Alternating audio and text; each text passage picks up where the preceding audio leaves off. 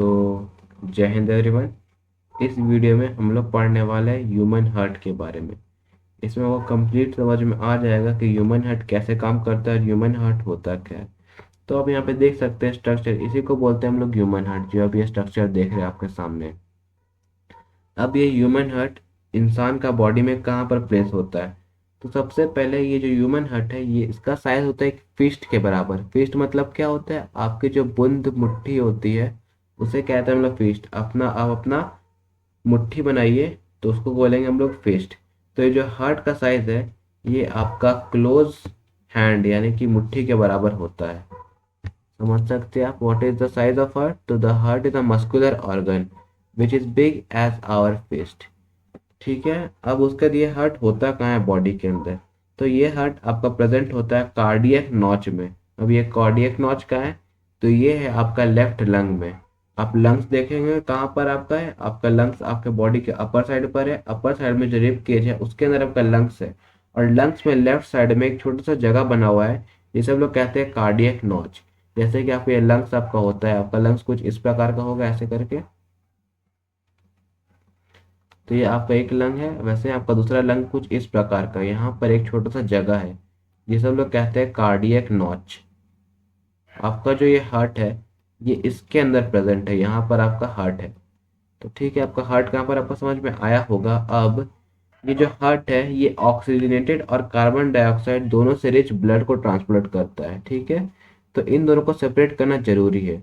तो इन दोनों को सेपरेट करने के लिए ये बीच में होता है आपका, क्या होता है बीच में होता है आपका एक सेपरेशन, जो दोनों ही ऑक्सीजनेटेड और डीऑक्सीजनेटेड ब्लड को सेपरेट करता है, जिसे हम लोग बोलते हैं सेप्टम या फिर डिवाइडिंग वॉल। तो अब चलिए हम शुरू करते हैं। हार्ट का फंक्शन कैसा करता है हार्ट, हम वो समझते हैं। तो उसके लिए बस आपको एक ये डायग्राम देखना जरूरी है। ये डायग्राम बहुत इंपॉर्टेंट है, आपको इस डायग्राम को याद कर लेना है।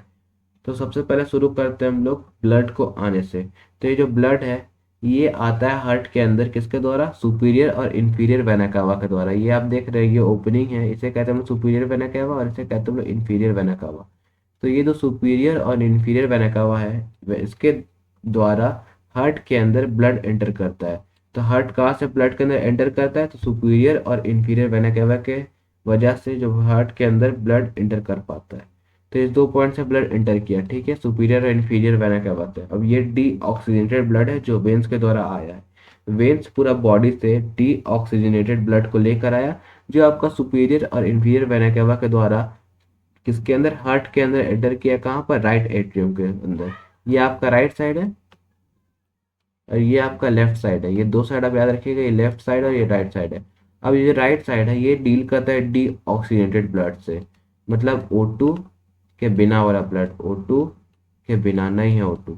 और वही जो लेफ्ट साइड है, ये ऑक्सीजनेटेड ब्लड से डील करता है यानी कि O2 से। क्वेश्चन बन सकता है कि which side of the heart deal with oxygenated blood.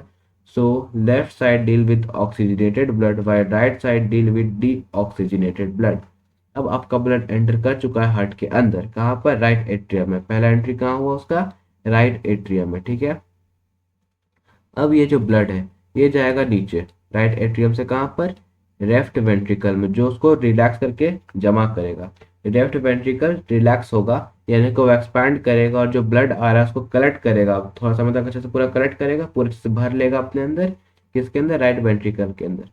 फिर ये पंप करेगा, जोर से प्रेशर लगाएगा। पंप करेगा मतलब ये क्या होगा, ये कॉन्ट्रैक्ट करेगा जोर से, जिसके कारण जो ब्लड इसके अंदर भरा हुआ है वो स्पीड में निकलेगा। कहाँ पर, तो पल्मोनरी आर्टरीज के पास, डायरेक्ट पल्मोनरी आर्टरीज के पास स्पीड में ब्लड निकल जाएगा बाहर। ये जो पल्मोनरी आर्टरीज है, ये जा रही है आपका कहाँ पर, ये जा रही है आपका लंग्स के पास। ये जा रही है आपका लंग्स के पास। ठीक है। तो ये जो पल्मोनरी आर्टरीज है, ये जाएगी लंग्स के पास, जहाँ पे exchange of gases take place करेगा। मतलब ये जो CO2 है, इसको बाहर निकाल दिया जाएगा और O2 को ले लिया जाएगा। मतलब ये डी ऑक्सीजनेटेड ब्लड है, इसको ऑक्सीजन मिल जाएगा। इसको बोलते हैं हम लोग ऑक्सीजनेशन। तो ऑक्सीजनेशन टेक प्लेस करेगा कहाँ पर, आपका लंग्स में, जो कैसे जाएगा, पल्मोनरी आर्टरीज के द्वारा। ये जो ब्लड है ये जाएगा डायरेक्ट लंग्स में, जहाँ पे ऑक्सीजनेशन होगा। पल्मोनरी आर्टरीज याद रखिएगा। अब पल्मोनरी वेन्स के द्वारा ये वापस आएगा। ये जो ब्लड है ये ऑक्सीजन ले लिया, अब ये ऑक्सीजन लेते हुए रिटर्न आएगा पल्मोनरी वेन्स में। ठीक है। ये रिटर्न आ गया पल्मोनरी वेन्स में। अब पल्मोनरी वेन से ये एंटर करेगा आपका वापस में हार्ट के अंदर। कहाँ पर? लेफ्ट एट्रियम में। राइट वेंट्रिकल से निकला था, लेफ्ट एट्रियम में वापस एंटर किया। अब जो लेफ्ट एट्रियम है उसके अंदर एंटर तो कर चुका। अब लेफ्ट एट्रियम से जाएगा ये लेफ्ट वेंट्रिकल में, जो कि फिर से रिलैक्स करके ये जो ब्लड है उसको कलेक्ट करेगा धीरे धीरे करके। ये पूरी तरीके से अच्छे से भर लेगा अपने अंदर। फिर ये फोर्स लगाएगा, फिर ये कॉन्ट्रैक्ट करके बहुत जोर से प्रेशर लगाएगा, जिसके कारण जो ब्लड है ये प्रेशर में जाएगा अयोटा के अंदर। अयोटा यानी कि एग्जिट ऑफ ब्लड कहाँ पे? Whole body. अब यहाँ से ये ब्लड चल जाएगा पूरे के पूरे बॉडी के अंदर। ठीक है, पूरे के पूरे बॉडी के अंदर चल जाएगा। कहाँ से? अयोटा से होल बॉडी के अंदर। आपको समझ में आया होगा कि कैसे हुआ सर्कुलेशन। फाइनली ऑक्सीजनेटेड ब्लड पूरा का पूरा बॉडी के अंदर पहुंच गया अयोटा के द्वारा। तो आपको समझ में आ गया होगा कि किस तरीके से सर्कुलेशन होता है हार्ट के अंदर। अब इसमें आपको थोड़ा सा कंफ्यूजन हो तो आपको अब सिंपल तरीके से बताते हैं कैसे होता है सर्कुलेशन। तो उसके लिए हम लोग अपना डब्बे वाला स्ट्रक्चर को इस्तेमाल करेंगे। समझ लीजिए ये आपका हार्ट है, ठीक है। तो इसका आपका 4 चैम्बर है इसके अंदर। इसके आपके जो हार्ट है इसके अंदर आपके 4 चैम्बर है।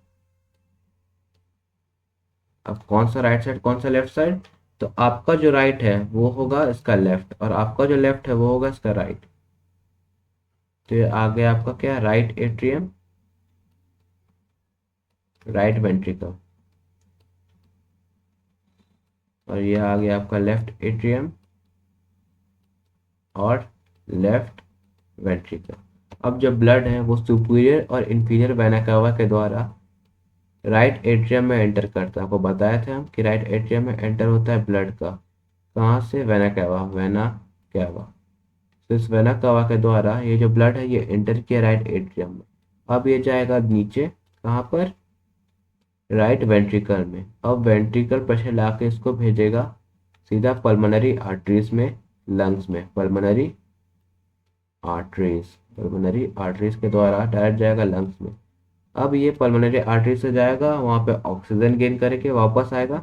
वापस आएगा किससे? पल्मोनरी वेन्स से ये वापस आएगा। अब ये पल्मोनरी वेन से वापस तो आ गया। अब पल्मोनरी वेन से वापस आकर एंटर करेगा कहाँ पर? लेफ्ट एट्रियम में, जहाँ से फिर वो लेफ्ट वेंट्रिकल में जाएगा, फिर से कलेक्ट होगा, फिर से प्रेशर लगेगा और ये जाएगा अब कहाँ? अयोटा के द्वारा होल बॉडी में। तो आप देख सकते हैं कि ये आपका सर्कुलेशन था पूरी तरीके से। आपको समझ में आ गया होगा। ये इजी मेथड है, आपको सिंपली ऐसे याद कर लीजिए किस तरीके से सर्कुलेशन हुआ। तो ये आपका ब्लड का सर्कुलेशन हो चुका है। अब आप देख सकते हैं कि जो हार्ट है उसके अंदर 2 बार ब्लड एंटर किया और 2 बार एग्जिट किया। एक बार वेना कवा से एंटर किया और पल्मोनरी आर्टरी से एग्जिट किया, फिर पल्मोनरी वेन से एंटर किया और अयोटा से एग्जिट किया। तो इसको बोलते हैं हम लोग डबल सर्कुलेशन। 2 बार एंट्री और एग्जिट हुआ है, इसलिए डबल सर्कुलेशन बोलते हैं। तो ये सर्कुलेशन आपको समझ में आ गया होगा। अब ये जो आपका वेंट्रिकल है इसके पास बहुत थिक वॉल होता है। ये जो वो देख रहे हैं आप, ये वॉल है, ये बहुत थिक है। क्यों थिक वॉल है?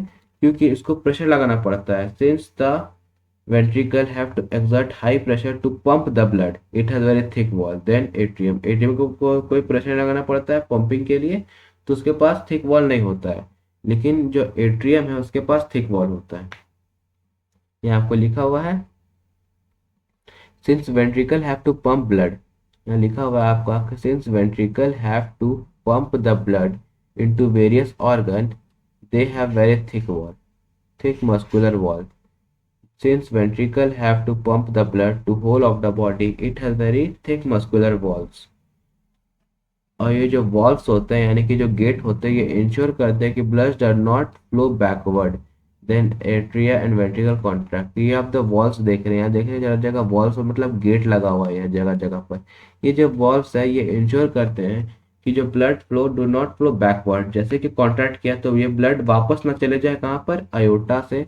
जैसे कि ये वेना केवा से आया ब्लड, तो अभी जब कॉन्ट्रैक्ट करे तो ये वेना केवा से वापस ना चल जाए, इसके कारण यहाँ पे लगा हुआ है बहुत सारे वॉल्व्स, जिसको बोलते हैं लोग गेट, ढक्कन, जो अलाउ करता है ब्लड को आने से लेकिन फिर रोक देता है। तो valve ensure that the blood does not flow backward.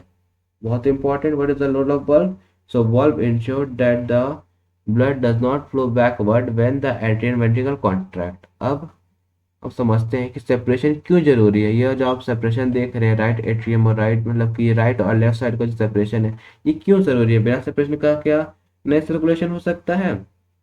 तो the separation of right side and left side of the heart is useful to keep oxygenated and deoxygenated from mixing।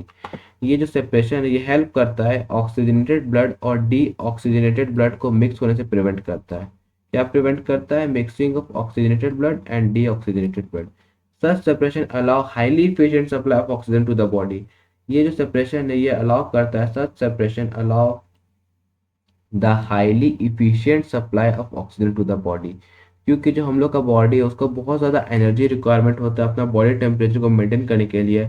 इसीलिए highly efficient supply of oxygen चाहिए होता है जो कि मिलता है हम लोग को इस सेपरेशन के द्वारा। ठीक है तो क्या मतलब समझ में आया आपको। Such separation allow highly efficient supply of oxygen to the body. This is useful in animals which have high energy needs. ठीक है ये यूजफुल एनिमल को जिसको हाई एनर्जी नीड्स होता है such as birds and mammal. जैसे कि birds and mammal जो कि वार्म ब्लडेड एनिमल है। वार्म ब्लड एनिमल को एनर्जी चाहिए होता है ताकि वो लोग मेंटेन कर सके अपना बॉडी टेम्परेचर को। Warm blooded animal need the energy to maintain the body temperature. इसीलिए उनको हाई एनर्जी नीड होता है इसलिए सेपरेशन होता है। लेकिन वहीं जैसे कुछ एनिमल होते हैं जो कि कोल्ड ब्लडेड एनिमल होते हैं मतलब उनका बॉडी टेम्परेचर डिपेंड करता है टेम्परेचर ऑफ एनवायरनमेंट पर। जैसे कि आप बहुत सारे एम्फीबियंस और रेप्टाइल को जानते होंगे ये लोग कोल्ड ब्लडेड एनिमल है। अब body temperature depend on the temperature of the environment. ठीक है जो टेम्परेचर इन्वायरमेंट में होता है उसी से उनका बॉडी टेम्परेचर डिपेंड करता है। इसीलिए उनके पास थ्री चैम्बर हार्ट होता है क्योंकि वो लोग कुछ मिक्सिंग को अलाउ करते हैं। बहुत important amphibians and reptile have three chamber heart. लेकिन इसमें भी एक एक्सेप्शन है जो क्रोकोडाइल है वो एम्फीबियन है मतलब वो एक रेप्टाइल है लेकिन उसके बाद फिर भी थ्री चैम्बर हार्ट नहीं है फोर चैम्बर हार्ट है। Crocodile exception four chamber heart usually amphibian and reptiles have three chamber heart. समझ में आ गया होगा आपका कि एम्फीबियंस और रेप्टाइल के कोल्ड ब्लडेड एनिमल है और इन्हीं के पास थ्री चैम्बर हार्ट है। They can tolerate some mixing of oxygenated and deoxygenated blood. वो लोग टॉलरेट कर सकते हैं कुछ मिक्सिंग ऑक्सीजनेटेड और डीऑक्सीजनेटेड ब्लड का। वही फिशेस के पास दो चैम्बर हार्ट है। फिशेस के पास सिंपल टू चैम्बर हार्ट है क्योंकि फिशेस का सिंगल सर्कुलेशन होता है। Fishes on the other hand have two chamber. बहुत important fishes have two chamber hearts. The blood is pumped to the gills, is oxygenated there and passed directly to rest of the body। जो blood है वो पास होता है gills से oxygen लेता है और डायरेक्टली पूरा बॉडी में ट्रांसफर कर दिया जाता है। Thus blood flows only once through the heart of the fish during one cycle, hence it has single circulation। वही ह्यूमन के पास जो ब्लड है वो दो बार एंटर करता है दो बार एग्जिट करता है इसलिए हम लोग कहते हैं उसको डबल सर्कुलेशन। बहुत important single circulation double circulation question बन जाता है। आपको समझ में आ गया होगा क्या होता है सिंगल सर्कुलेशन क्या होता है डबल सर्कुलेशन। अब हम लोग आगे पढ़ते हैं और देखते हैं कि ब्लड प्रेशर क्या होता है। तो the force exerted by blood against the walls of the vessel is called blood pressure. बहुत important what is blood pressure. So the force exerted by blood against the wall of the vessel is called blood pressure. ठीक है क्या होता है blood pressure आराम से लिख सकते हैं व्हाट इज ब्लड प्रेशर। तो द फोर्स यानी कि जो फोर्स एक्सर्ट हुआ है ब्लड के द्वारा against the wall of the vessel is called blood pressure. The force exerted by blood against the wall of the vessel is called blood pressure. अभी जो प्रेशर है ये ज़्यादा होता है greater in atria than veins. बहुत important question बनता है ये किस में ये ब्लड प्रेशर किस में ज़्यादा होता है एट्रिया में कि वेन्स में। तो एट्रिया में जो ब्लड प्रेशर है ज़्यादा होता है। क्यों ज़्यादा होता है क्योंकि जो एट्रियाज होता है ये क्या करते हैं ये एट्रियाज ब्लड लेके जाते हैं हार्ट से होल बॉडी में। तो हार्ट पंप करता है ब्लड को बहुत हाई प्रेशर पे इसलिए इनको बहुत प्रेशर में डील करना पड़ता है इसलिए इनके पास ज़्यादा प्रेशर लगता है ब्लड का। वही जो वेन्स होते हैं ये पूरा बॉडी से ब्लड कलेक्ट करके वापस हार्ट में लेके जाते हैं लेकिन इनके पास कोई प्रेशर की जरूरत नहीं है तो इसीलिए इन पे प्रेशर का कोई मतलब नहीं रहता है तो इनका कम प्रेशर डील करते हैं। वही जो हार्ट से जो ब्लड रिलीज होता है वो बहुत हाई प्रेशर में रहता है इसलिए एट्रिया को ज़्यादा प्रेशर डील करना पड़ता है। अब the pressure of blood inside atria during ventricle systole यानी कि जब वेंट्रिकल कॉन्ट्रैक्ट करते हैं तो उस समय जो प्रेशर ऑफ ब्लड रहता है inside atria is called systole pressure. बहुत important what is systole pressure.